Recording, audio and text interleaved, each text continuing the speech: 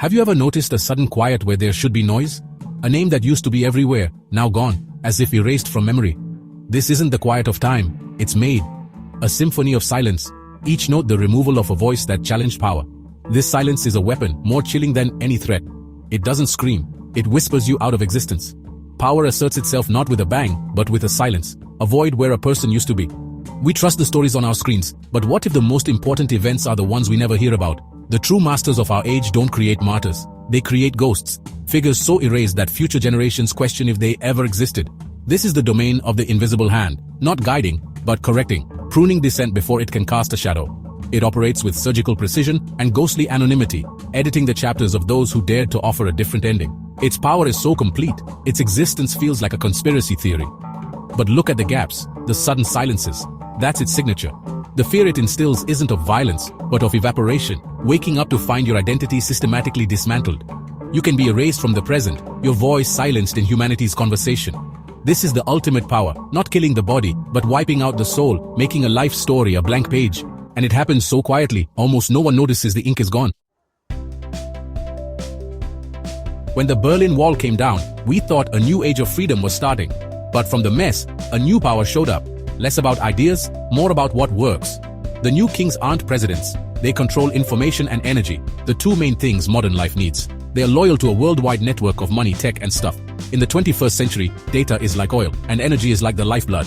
If you control both, you have the master key. They shape stories, affect elections, and guide human progress, not with armies, but with computers and oil pipes. Ideas have become a tool, a brand, not something people truly believe in. Being important is like money, and being loyal is something you can buy. Their goal isn't to win arguments, but to make sure their power stays strong, no matter which idea wins. We live in their world. A few big companies know your fears, what you want, and what will break you. They've mapped out how human minds work and turned it into a computer program that can guess what you'll do. This isn't a secret plan, it's just how they do business. Controlling information is the ultimate control. They are the ones who built our digital cage, and it's so comfy that we barely notice the bars. Getting rid of an opponent used to be messy, loud, public, and often created martyrs. Today's elite are more refined. They erase threats without bodies, memorials, or legacies. Why kill when you can make someone never matter?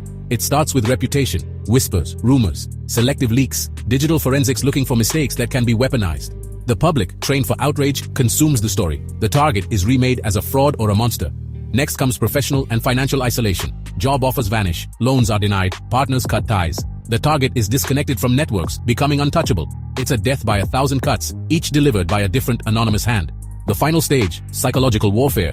Deep fakes, bots, and harassment campaigns shatter reality. Imagine seeing a video of yourself saying things you never said, or being bombarded with threats. You become isolated, paranoid, exhausted. The crisis feels personal, but it's synthetic. The opponent isn't defeated in public, they're broken in private, left to fade into obscurity. No audience, no legacy, just a cautionary tale. This is obliteration perfected.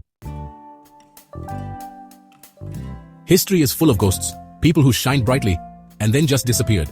The brilliant scientist on the edge of freeing us from fossil fuels, discredited, funding pulled, work erased. The political leader promising to bring back national wealth, destroyed by scandals, removed by a managed implosion. The investigative journalist tracking dirty money, destroyed by lawsuits and deepfakes, story shelved, career ended. These stories share a thread. The opposition faced not with force, but with character assassination, financial strangulation, and psychological attrition. The figures are not jailed or killed, they are erased, made irrelevant. Their downfalls are presented as natural consequences of their own failures.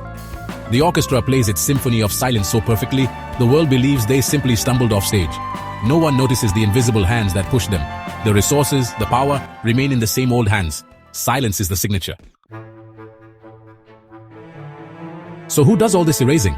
It's not public figures, but private contractors. Small, fancy companies with harmless-sounding names, registered in other countries. Their weapons are smart computer programs, mind maps, and information used like a weapon. Their teams include people who study how we act, data experts, former spies, and deepfake creators. These aren't just random hackers, they're highly paid pros sworn to secrecy. When someone is picked as a target, the company gets to work through other people, so the client stays a secret. First, they learn everything about the person. Every digital trace is taken in, and a mind map is built. They're not just looking for secrets, but the key to unlock everything. Then, a special plan is made. A scandal for a politician, fake information for a scientist, or an angry crowd on social media for an activist. These companies work like big businesses, but with spy-level secrecy. They are the hidden hand, making sure the world is just how their clients want it to be. Why do powerful people like to be subtle? It's not about being good, it's about being smart.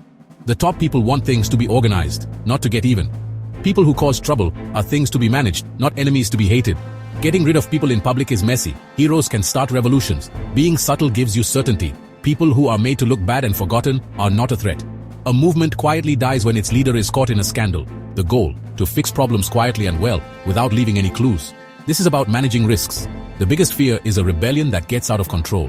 Getting rid of things isn't personal, it's like doing maintenance, making sure the machine runs smoothly. Fighting with information is cheaper, works better, and can be denied. The ultimate control, shaping what's real, deciding not just who wins, but who people remember.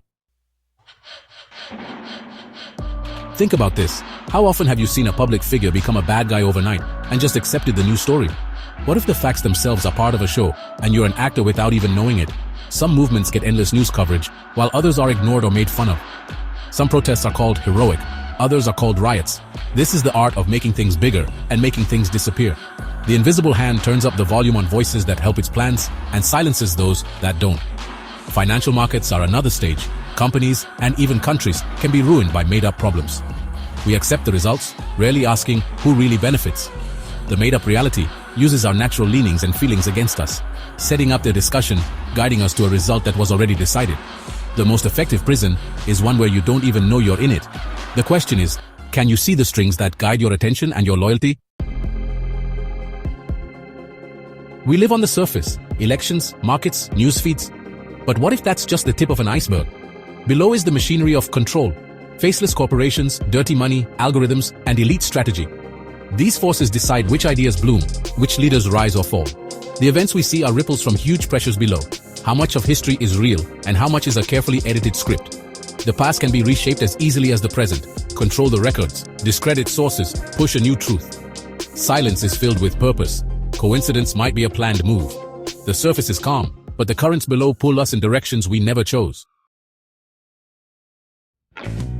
Forgetting is natural, but what if forgetting could be made to happen on a big scale in society? The goal isn't just to silence today's enemy, but to wipe them from memory, so their ideas never come back. This is engineered forgetting, flooding us with noise, things that take our attention away, and endless unimportant stuff. Our memory can only hold so much. The system buries the truth under digital confetti. The most dangerous power is the one you don't see. The most complete control makes you forget there are other choices. We are being taught to forget, trained to be easily distracted. In a world where forgetting is power, remembering becomes an act of fighting back. The future might depend not on battles we win, but on the stories we refuse to forget.